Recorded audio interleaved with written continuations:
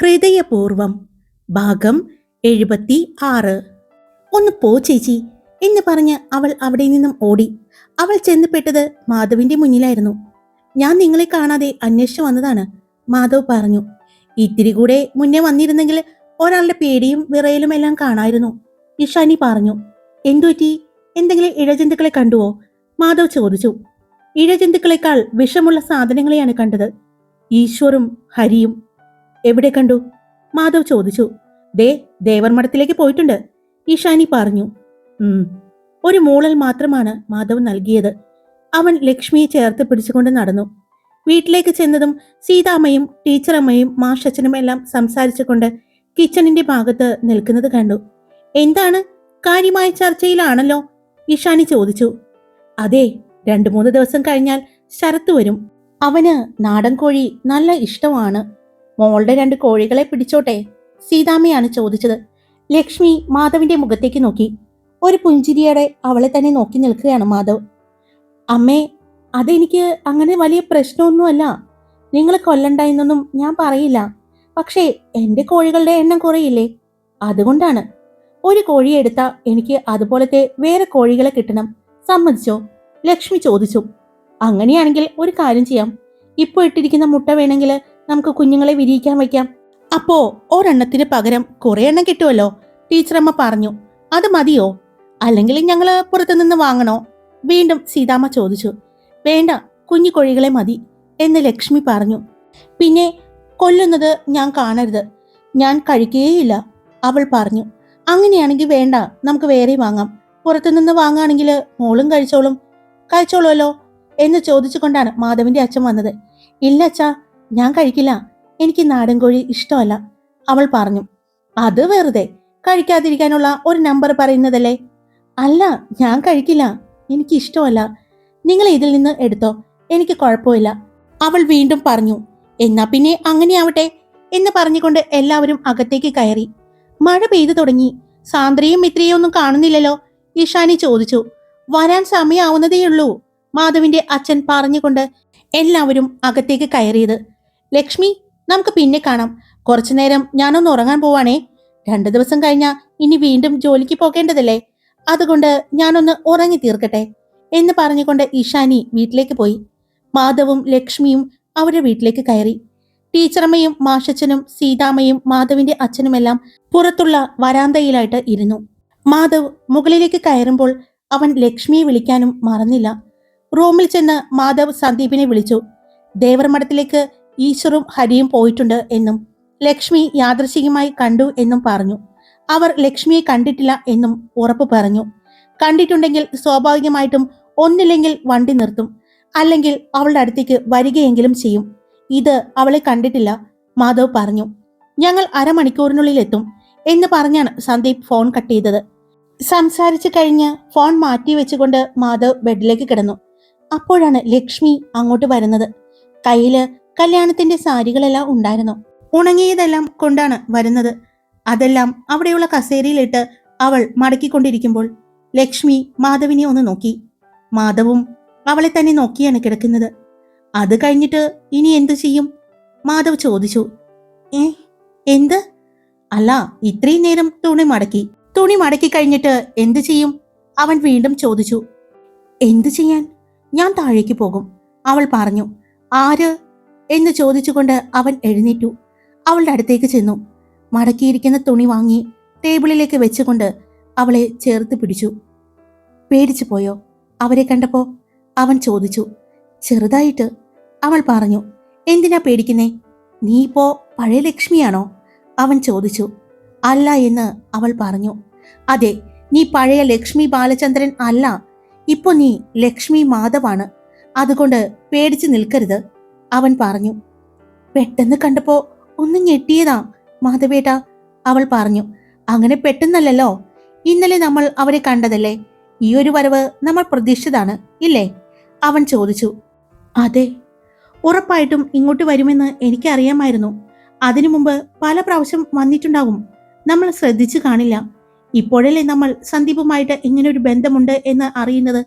അതുകൊണ്ട് ഇങ്ങനെ ഒരു വരവ് ഞാൻ എന്തായാലും പ്രതീക്ഷിച്ചിട്ടുണ്ടായിരുന്നു. ഞാൻ മാത്രമല്ല, ഇന്നലെ എല്ലാവരും പ്രതീക്ഷിച്ചിട്ടുണ്ടായിരുന്നു.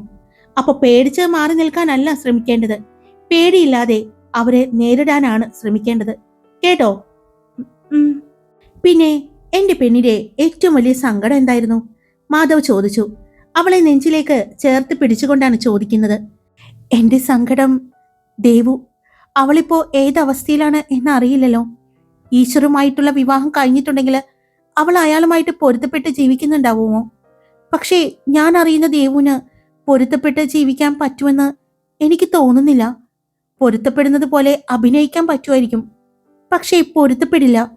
അത് ദേവുവിന് മാത്രമല്ല, ആ ഒരു സിറ്റുവേഷനിലൂടെ കടന്നു വരുന്ന ആർക്കും അതങ്ങനെ പൊരുത്തപ്പെടാൻ പറ്റില്ല, അവൾ പറഞ്ഞു. എന്റെ ലക്ഷ്മി എന്താണ് ദേവുവിനെ കാണാൻ താല്പര്യം കാണിക്കാത്തത്? മാധവ് ചോദിച്ചു. അവൾ എന്നെ കാണുമ്പോ എങ്ങനെയായിരിക്കും പ്രതികരിക്കുക എന്നൊന്നും എനിക്കറിയില്ല. പഴയ ദീപമാണെങ്കിൽ എന്താണ് ചെയ്യാൻ പോകുന്നത് എന്ന് എനിക്ക് അറിയാൻ പറ്റുമായിരുന്നു, അവൾ പറഞ്ഞു. എന്നാലും കാണാൻ നിങ്ങൾക്ക് ഇനിയും വിധിയുണ്ടെങ്കിൽ കാണുക തന്നെ ചെയ്യും, അവൻ പറഞ്ഞതും അവൾ അവന്റെ മുഖത്തേക്ക് നോക്കി. ഇന്നിപ്പോ ഗംഗ ചേച്ചി പോയിരിക്കുന്നത് സന്ദീപേട്ടന്റെ ഒപ്പമാണോ? ലക്ഷ്മി ചോദിച്ചതും മാധവ് ഒന്ന് ചിരിച്ചു. ചിരിക്കാതെ കാര്യം പറയും മാധവേട്ട. ഗംഗ ചേച്ചി പോയിരിക്കുന്നത് സന്ദീപേട്ടന്റെ ഒപ്പമാണോ? അവർ രണ്ടുപേരും കൂടി ദേവുവിനെ കാണാൻ പോയിരിക്കുകയാണോ? ലക്ഷ്മി ചോദിച്ചു. ആഹാ, അപ്പോ എന്റെ ലക്ഷ്മി കൊച്ചിന് ദീർഘജ്ഞാനം ഉണ്ട് എന്ന് തോന്നുന്നു. ഇനി കവടെ നിരത്തി വെച്ച് ഗണിച്ചെങ്ങാനും നോക്കിയതാണോ? അവൻ ചോദിച്ചു. അപ്പോ സത്യമാണോ? അവർ ദേവുവിനെ കാണാൻ പോയിരിക്കുകയാണോ? അതെ, നിന്റെ ദേവുവിനെ കാണാൻ പോയിരിക്കുകയാണ്. കാണുകയും ചെയ്തു, സംസാരിക്കുകയും ചെയ്തു. ഇനിയിപ്പോ എന്നോടൊന്നും ചോദിക്കരുത്. അവര് വന്നു കഴിയുമ്പോ നേരിട്ട് ഗംഗയോട് ചോദിച്ചോ, മാധവ് പറഞ്ഞതും ലക്ഷ്മി പെട്ടെന്ന് അവന്റെ നെഞ്ചിലേക്ക് ചേർന്നു. അവളുടെ കണ്ണുകൾ നിറഞ്ഞു. അതെന്തിനാണെന്ന് ആ സമയം അവൾക്കും അറിയില്ലായിരുന്നു. കാരണം എന്താണെന്ന് അവൻ ചോദിക്കാനും പോയില്ല.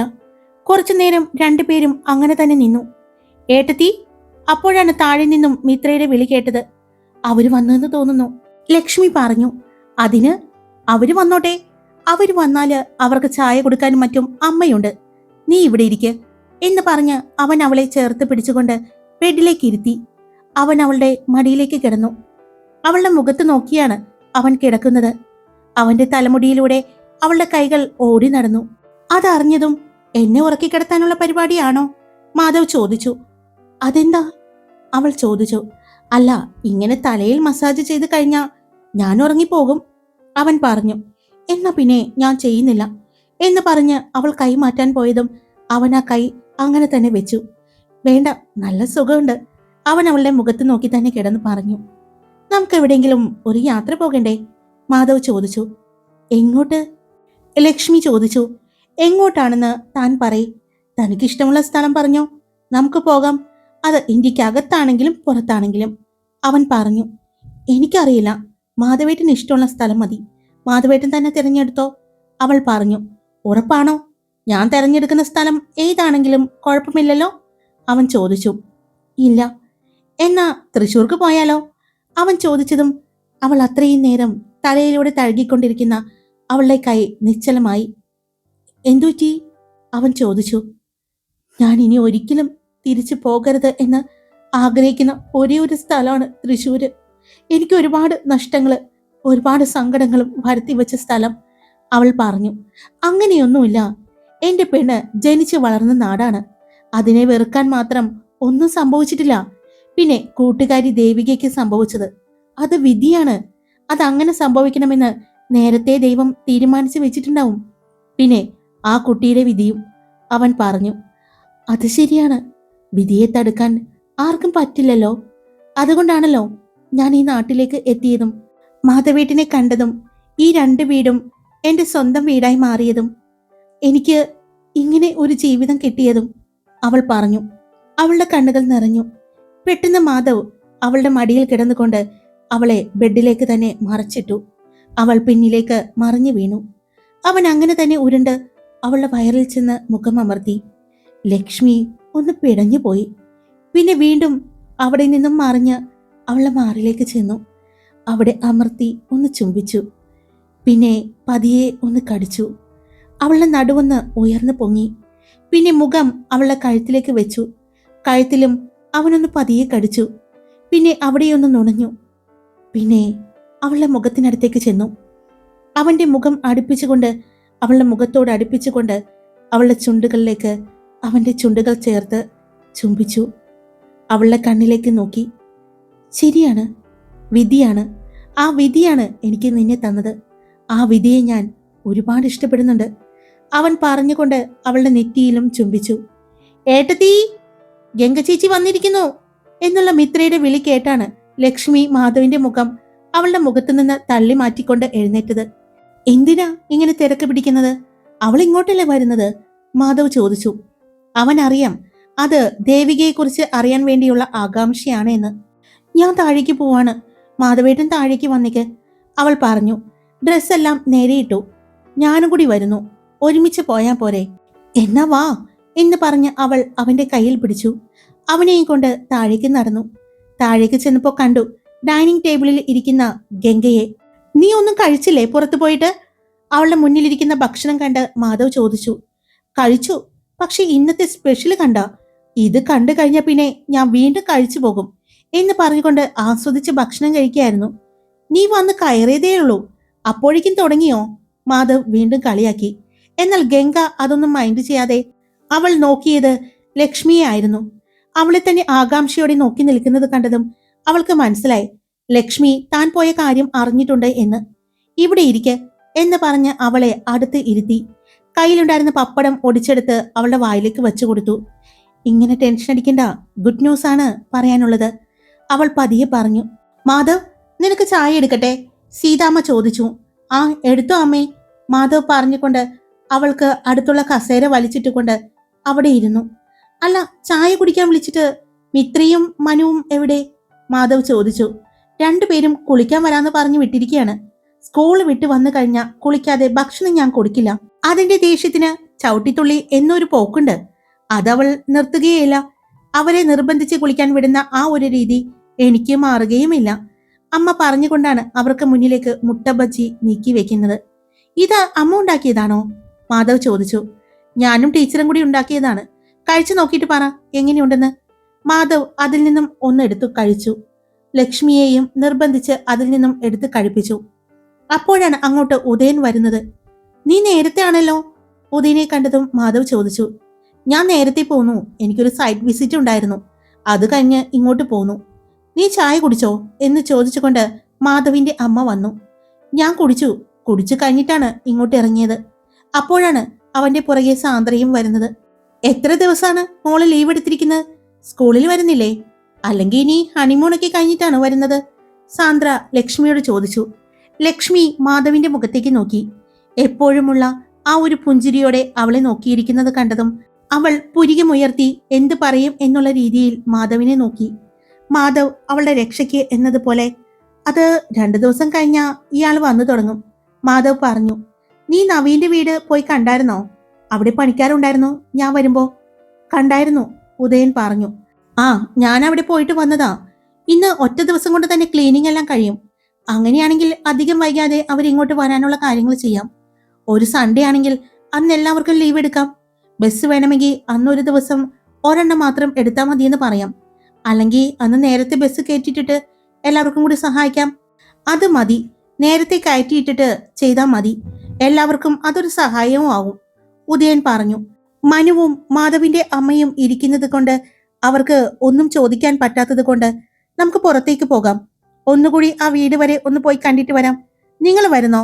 ഉദയൻ ചോദിച്ചതും പിന്നെ ഞങ്ങൾ കൂടി വരാം എന്ന് പറഞ്ഞ് ഗംഗയും വേഗം എഴുന്നേറ്റു. ഞാൻ ചെന്ന് ഇഷാനിയെ വിളിച്ചിട്ട് വരാം എന്ന് പറഞ്ഞ് സാന്ദ്രയും വീട്ടിലേക്ക് പോയി. 10 മിനിറ്റ് കഴിഞ്ഞതും എല്ലാവരും പോകാനായി ഇറങ്ങി. മഴയുണ്ട്, കുട വേണമെങ്കിൽ കയ്യിൽ പിടിച്ചോ പിള്ളേരെ, മാധവിന്റെ അമ്മ വിളിച്ചു പറഞ്ഞു. ഇവിടെ അടുത്തല്ലേ, കുഴപ്പമില്ല എന്ന് പറഞ്ഞുകൊണ്ട് അവർ നടന്നു.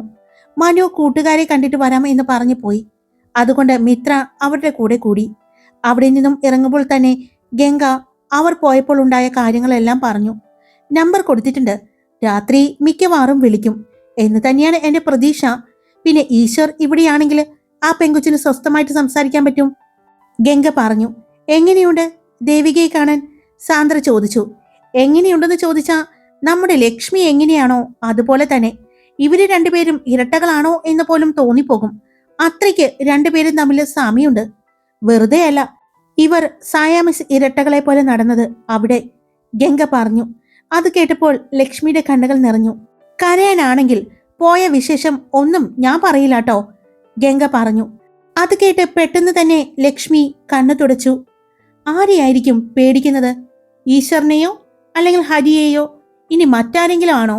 ഉദയൻ ചോദിച്ചു. അറിയില്ല, ഒന്നും വിട്ടു പറഞ്ഞിട്ടില്ല. വൈകിട്ട് വിളിക്കുമ്പോൾ വ്യക്തമായിട്ട് ഒന്ന് ചോദിച്ചാൽ ചിലപ്പോൾ പറയുമായിരിക്കും. നമുക്ക് നേരിട്ട് കാണാൻ എന്തെങ്കിലും വഴിയുണ്ടോ? ഈശ്വർ ഇവിടെയല്ലേ? ഉദയൻ ചോദിച്ചു. അറിയില്ല, ഒന്നും വിട്ടു പറഞ്ഞിട്ടില്ല. വൈകിട്ട് വിളിക്കുമ്പോൾ വ്യക്തമായിട്ടൊന്ന് ചോദിച്ചാൽ ചിലപ്പോൾ പറയുമായിരിക്കും. നമുക്ക് നേരിട്ട് കാണാൻ എന്തെങ്കിലും വഴിയുണ്ടോ? ഈശ്വർ ഇവിടെയല്ലേ? ഉദയൻ ചോദിച്ചു. അത് ശരിയാ, ആ പെൺകുട്ടിയെ നമുക്കൊന്ന് പോയി കണ്ടാലോ, എല്ലാവർക്കും കൂടി? നമ്മളെല്ലാവരും കൂടെയുണ്ടെന്ന് അറിയുമ്പോൾ അതിനൊരു ധൈര്യം കിട്ടും, ഇഷാനിയാണ് പറഞ്ഞത്. പിന്നെ സന്ദീപേട്ടൻ പറഞ്ഞത് ഇന്ന് അവരുമായിട്ട് സംസാരിക്കും. രാത്രി എന്തെങ്കിലും കാര്യങ്ങള് അവരുടെ ഉള്ളിൽ നിന്ന് പിടിച്ചെടുക്കാൻ പറ്റുമോ എന്ന് നോക്കട്ടെ എന്ന് പറഞ്ഞിട്ടുണ്ട്. അതുകൊണ്ട് വൈകിട്ട് ചെറിയൊരു കമ്പനി വെച്ചിട്ടുണ്ട്.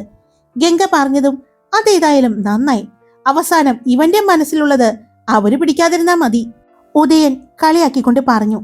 അത് ശരിയാണ് ഗംഗെ, ഇനി രണ്ടെണ്ണം അടിച്ചു കഴിയുമ്പോൾ എങ്ങാനും ഇവന്റെ മനസ്സിലുള്ളത് നീയും ആയിട്ടുള്ള റിലേഷൻ എല്ലാം പറഞ്ഞു പോയാലോ, ഇഷാനി പറഞ്ഞു.